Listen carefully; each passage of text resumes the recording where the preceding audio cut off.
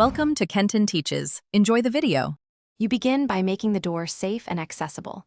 Disconnect the battery negative terminal so circuits and airbags are inert. Once done, remove visible screws around the armrest and door handle, then use a trim tool to pop clips. Work around the edge to avoid breaking plastic. Make sure to lower the window or position it mid-height to reach screws behind the glass run and latch rods. Keep fasteners sorted so reassembly is straightforward. You're now ready to expose the inner door skin and actuator area. Next, you expose the actuator itself. Peel back the vapor barrier slowly to keep adhesive reusable and protect insulation. Then locate the actuator wiring harness and press its retaining tab to unplug it. This isolates the motor so you can test and remove safely. After that, unclip the metal linkage rods from the actuator and latch.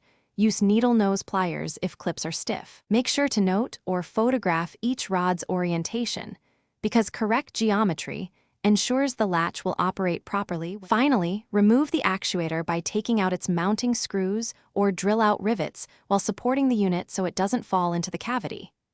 Replace with the new actuator in the exact orientation, reattach mounting hardware, reconnect linkage rods, and plug in the wiring harness. Test operation before sealing the vapor barrier. If it doesn't move, check for 12V at the connector with the switch pressed and verify a good ground. This single electrical check solves most new part, not working problems.